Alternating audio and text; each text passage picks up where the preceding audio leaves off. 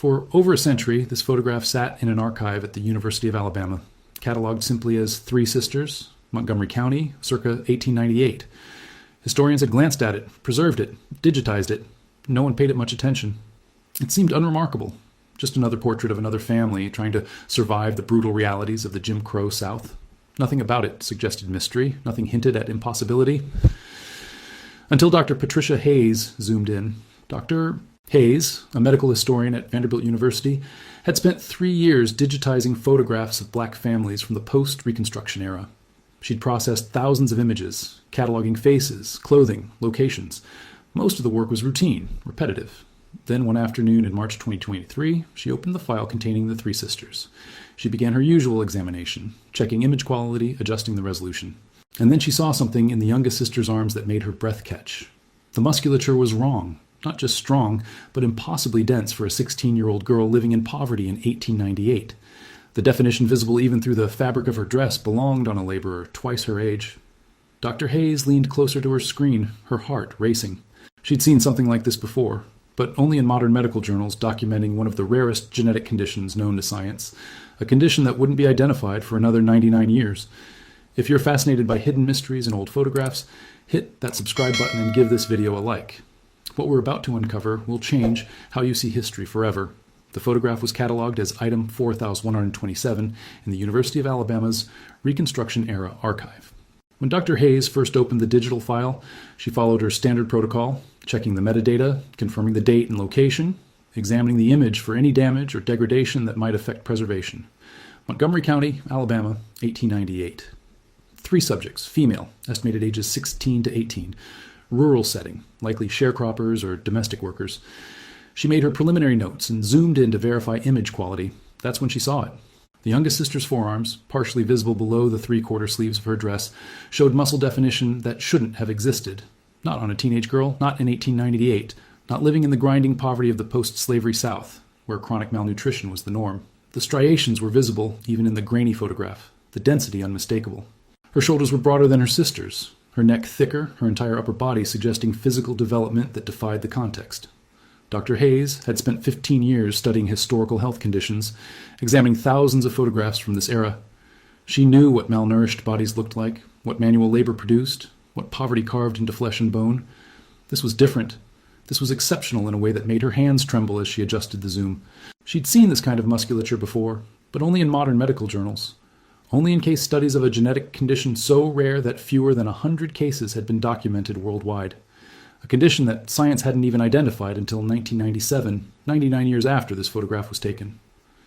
Dr. Hayes sat back from her computer, her mind racing through the impossibility of what she was seeing. She needed confirmation. She needed someone to tell her she wasn't imagining this. She picked up her phone and called Dr. Marcus Freeman, a geneticist at Johns Hopkins who specialized in muscle development disorders. When he answered, she didn't waste time with pleasantries.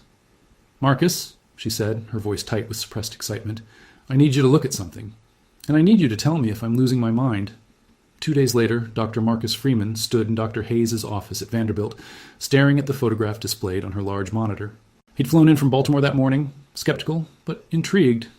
Patricia Hayes didn't make frivolous claims. If she thought she'd found something impossible, it deserved investigation. The image filled the screen. Three Sisters, Alabama, 1898. Patricia zoomed in on the youngest sister, isolating her upper body, her arms, her shoulders. The evidence was there, undeniable even in the limitations of 19th century photography. Marcus leaned closer, adjusting his glasses, his trained eye cataloging what he was seeing. Myostatin-related muscle hypertrophy, a genetic condition caused by mutations in the MSTN gene that regulates muscle growth. In normal human development, myostatin acts as a brake on muscle tissue, preventing excessive growth. When that gene is mutated, the brake fails. Muscle develops with extraordinary density and volume, creating a physique that appears almost sculptural, even without exercise or training. The condition is vanishingly rare. Since its identification in 1997, fewer than 100 cases have been documented worldwide. Most are discovered in infancy, when parents notice their baby is unusually muscular. The children grow into adults with twice the muscle mass of typical individuals, exceptional strength, and remarkable resistance to physical fatigue. Marcus studied the youngest sister's deltoid muscles, visible even through her dress fabric. Her forearms showed striations that would require years of intense manual labor in anyone without the condition. But this wasn't just labor, this was genetic architecture written into her DNA, expressed in every muscle fiber. The shoulder width, Marcus said quietly, pointing to the screen. The neck thickness, the visible muscle density in the forearms. Patricia, this fits every clinical marker we use for diagnosis today. Patricia nodded, her expression tense. I know. But this is 1898, Marcus continued, voicing the impossibility they were both thinking. We didn't identify this condition for another 99 years. There's no way anyone looking at this girl would have understood what they were seeing. Which means, Patricia said slowly, she went through her entire life with no one understanding what she was. No medical explanation, no framework for comprehension. Marcus sat down heavily in the chair across from Patricia's desk. We need to find out who she was. We need to know what her life was like. The back of the photograph provided their first clue. When Patricia had initially cataloged the image, she'd photographed both sides. On the reverse, in careful script faded to brown with age, someone had written, Ruby, Esther, and Grace. Montgomery County, summer 1898. 3 names, no surname, no specific location beyond the county, but it was a starting point. Patricia began with the 1900 United States Census, the closest complete record to the photograph's date. Montgomery County, Alabama, had a black population of nearly 30,000 in 1900. Most worked as sharecroppers, domestic servants, or manual laborers. Finding 3 sisters with these specific names in that massive population would require patience and methodical searching. She spent 2 weeks combing through digital census records, cross-referencing households that listed 3 daughters in the approximate age range. The work was tedious, eye-straining, filled with dead ends and near misses. Then, on a Thursday afternoon in late March, she found them. A household headed by Caroline, age 42, occupation listed as laundress. 3 daughters, Ruby, age 20, Esther, age 19, Grace, age 18. No father listed, no other family members in the household. An address in the rural outskirts of Montgomery County, near a crossroads settlement called Pine Level.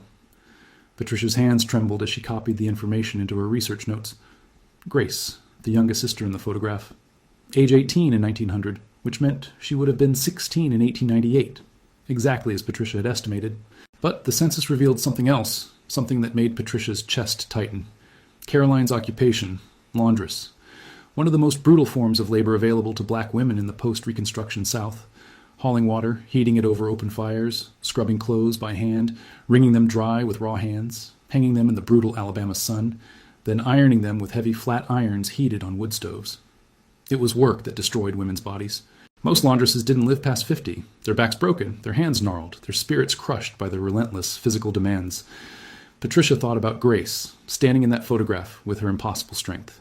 In a family surviving on a laundress's income, a daughter who could lift twice what others could lift, who could work longer without tiring, who never seemed to wear down, such a daughter would have been invaluable. Such a daughter would have been exploited. Marcus began researching the physiological implications, while Patricia dug deeper into the historical record. They needed to understand not just what Grace's condition was, but what it would have meant for her in 1898, Alabama. Montgomery County in the late 19th century was a place of rigid hierarchies and brutal realities. Black families existed under the crushing weight of Jim Crow laws, sharecropping contracts that amounted to economic slavery, and the constant threat of violence. For black women, the world was even more constrained. They worked as domestic servants, laundresses, field laborers, jobs that paid almost nothing and demanded everything. Patricia found records showing that Caroline, the girl's mother, had been born into slavery in 1858. She was 9 years old when emancipation came. After the Civil War, she had worked as a domestic servant in Montgomery before moving to the rural outskirts, where she could take in laundry from white families while raising her daughters alone. The records showed no husband, no father listed for any of the girls. The work of a laundress was devastating. Patricia found medical reports from the era documenting the physical toll: chronic back problems, arthritis in the hands and wrists, respiratory issues from breathing smoke and steam, burns from handling hot irons. Most laundresses worked alone, but some employed their daughters once the girls were old enough to haul water and wring out heavy, water-soaked cloth. Marcus explained what Grace's condition would have meant physically. Myostatin deficiency doesn't just create muscle mass, it fundamentally alters metabolism, bone density, and physical endurance. People with the condition typically have extremely low body fat, dense bones that resist fracture, and cardiovascular systems capable of sustaining intense activity for extended periods without fatigue. For Grace, living in rural Alabama in 1898, these traits would have been both a blessing and a curse. A blessing because they made her capable of work that could help her family survive. A curse because they made her visibly different in a world that punished difference. Think about what this means. Marcus said during one of their research calls. Grace could have done the work of 2 or 3 people. She could have hauled water, lifted loads, worked hours that would have exhausted anyone else, and in a family struggling to survive on a laundress's income, that ability would have been impossible to ignore. Patricia understood what he was saying. Grace's strength hadn't been a gift. It had been an obligation. Patricia's breakthrough came from an unexpected source: the diary of a plantation owner's daughter, preserved in the Montgomery County Historical Society. The diary, covering the years 1899 to 1902, contained scattered references to local black families, including several mentions of Caroline the laundress and her daughters. The first reference was brief, dated February 1900. Mother sent me to the laundress cottage to retrieve father's shirts. The youngest girl was there, Grace, I believe.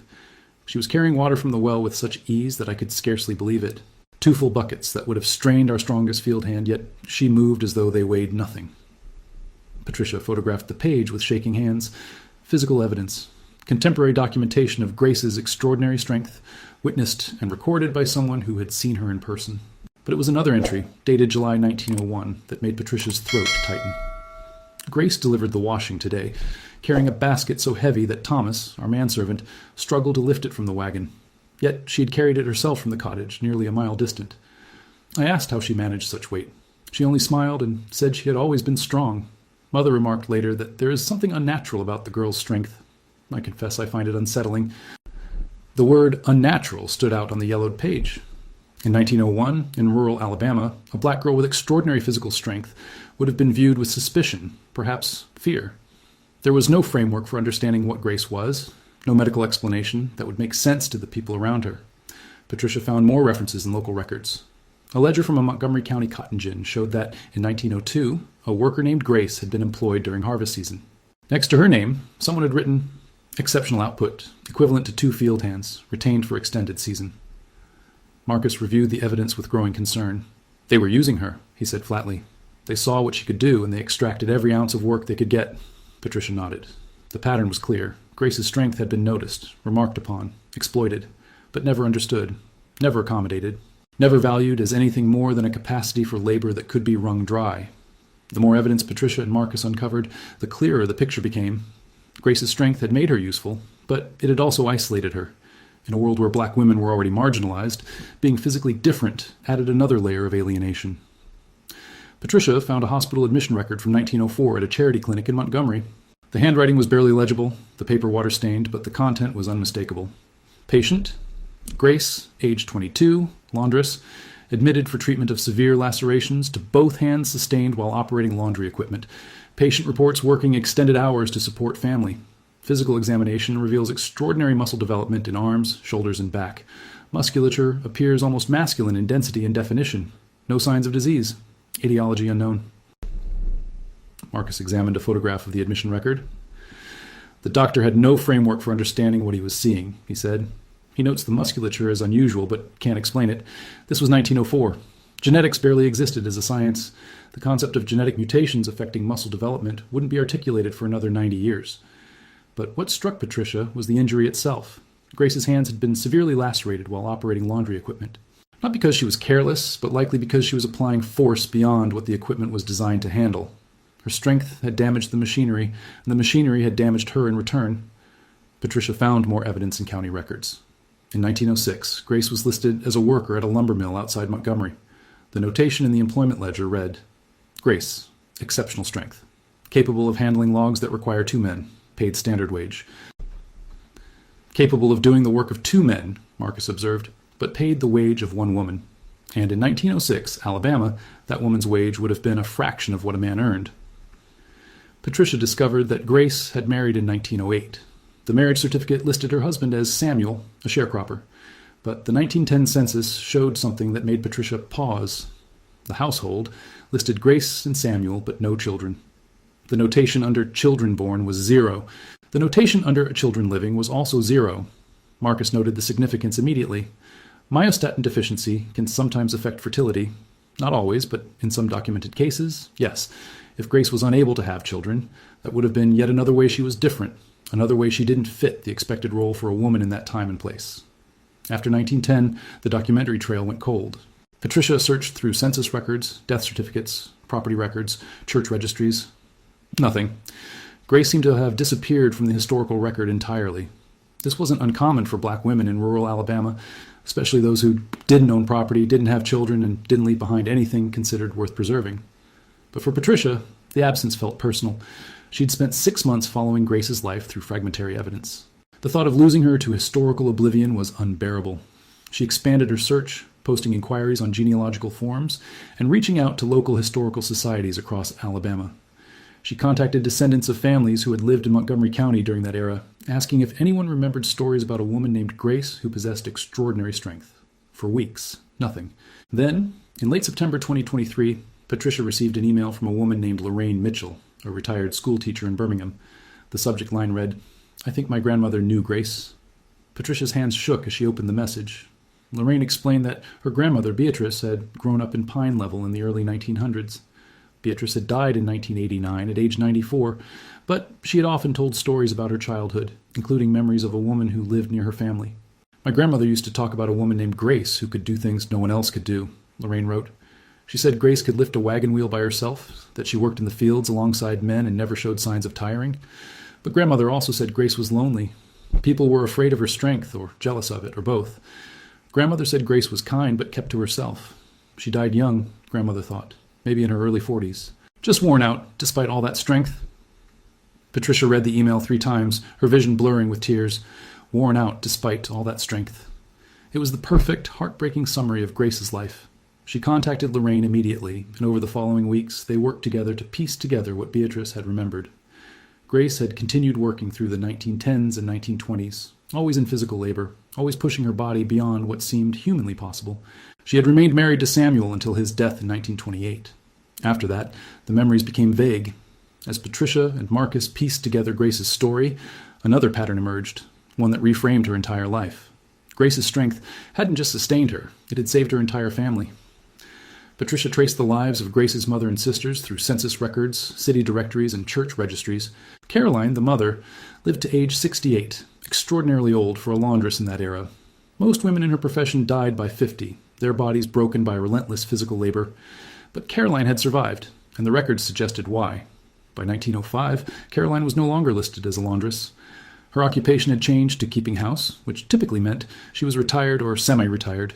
Patricia found property records showing that Caroline owned a small house where she lived, unusual for a black woman in rural Alabama at that time. Someone had helped her buy that house. Someone had provided the financial stability that allowed her to stop destroying her body with laundry work. Grace's sisters had both married by 1905.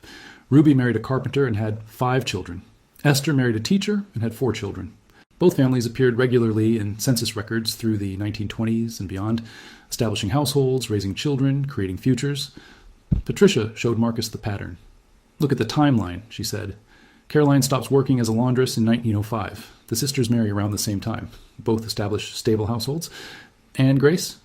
Grace is listed as a mill worker in 1906, a field laborer in 1908, a lumber worker in 1912. She never stops. Marcus understood immediately. Grace was supporting all of them. Her wages, her labor. She was the foundation that allowed her mother to retire and her sisters to marry men who weren't wealthy. Patricia found more evidence. Tax records from Montgomery County showed small but regular payments on Caroline's property through 1920. The payments came from an account listed under Grace's name. She had been paying her mother's taxes, keeping the house that gave Caroline security in her old age. "She carried them," Patricia said quietly, looking at the photograph again. 3 sisters standing together in 1898. Ruby and Esther standing tall because Grace, the youngest, had carried them through. Her whole life, she carried them. And they survived because of her. Dr. Hayes and Dr. Freeman published their findings in the Journal of Medical Genetics in late 2023. The paper, titled Historical Evidence of Myostatin-Related Muscle Hypertrophy in a Photograph from 1898, presented the photograph, the historical research, and the medical analysis that supported their conclusion. The paper made international headlines. Medical researchers were fascinated by the possibility of identifying genetic conditions in historical photographs. Historians were intrigued by the window into the lives of black women in the post-Reconstruction South. Geneticists wanted to know if there were living descendants who might carry the same mutation. But for Patricia, the significance went deeper than academic recognition. Grace's photograph had been sitting in an archive for 125 years, overlooked and unremarkable. Now, people around the world were seeing her, truly seeing her, and understanding that her life had been extraordinary. Grace had lived in a time and place that gave her no recognition, no accommodation, no understanding of what her body was capable of or what it needed. She had been strong in a world that punished strength in black women, that exploited their labor and gave nothing in return. She had carried burdens that would have broken others, and she had done it in silence because that was what survival required. Marcus noted something else in their follow-up research. Historical records showed that Grace had helped her family survive. Her mother, Caroline, lived to age 68, exceptionally old for a laundress in that era. Her sisters both married and had children, establishing families that continued for generations. Grace's strength had bought them time, security, and survival. She was the reason they made it, Marcus said simply. Without her, that family doesn't survive the turn of the century. She was their foundation. Patricia thought about that photograph again. 3 sisters standing in front of a white house in Alabama, 1898. Ruby and Esther, standing tall because Grace had carried them through. The revelation transformed how Patricia understood the photograph. It wasn't just 3 sisters posing for a portrait. It was a record of sacrifice, of extraordinary strength used not for personal gain but for family survival. It was a testament to a young woman who carried the weight of an entire family on shoulders that were genetically designed to bear impossible loads. And it was proof that sometimes the most extraordinary stories hide in plain sight, waiting for someone to look closely enough to see them. The photograph of Ruby, Esther, and Grace now resides in the Smithsonian's National Museum of African American History and Culture, displayed as part of an exhibition on black family life in the post-Reconstruction South. But its label tells a different story than most archival photographs. It explains myostatin deficiency, describes Grace's likely experience, and honors her as one of the earliest documented cases of a genetic condition that science wouldn't identify for another century. Lorraine, the schoolteacher whose grandmother had known Grace, visited the exhibition in early 2024. She stood in front of the photograph for nearly an hour, studying the face of the youngest sister. Later, she told Patricia that seeing Grace honored in this way felt like closing a circle. My grandmother said Grace never complained, never talked about how hard her life was. Lorraine said, she just worked and helped and kept going. I'm glad people finally understand what that meant. I'm glad she's not invisible anymore. Patricia returned to that photograph often in the months after publication. Each time she noticed something new. The way Grace's hand rested protectively near her sister's shoulder, the slight tilt of her head that suggested both strength and gentleness, the eyes that looked directly at the camera with an expression that could be read as defiance or simply presence. Grace had lived 30-something years in a world that had no language for what she was, no framework for understanding her body, no way to honor her strength except to exploit it. She had survived by working harder than anyone thought possible, and she had paid the price with her health, her relationships, and ultimately her life. But she had also left something behind. Not children, not property, not written words, but a photograph. One image, captured in a moment of stillness in the summer of 1898, that would eventually tell the world who she was. Dr. Hayes often thinks about the odds. What were the chances that this one photograph would survive? That it would end up in an archive Patricia happened to be digitizing? That Patricia would zoom in at just the right moment and see what no one else had seen? Maybe it wasn't chance, Marcus suggested once. Maybe Grace wanted to be seen. Maybe that's why they paid for that photograph, even though it cost money they didn't have, because on some level, they knew this moment mattered. Patricia doesn't know if she believes that, but she knows this.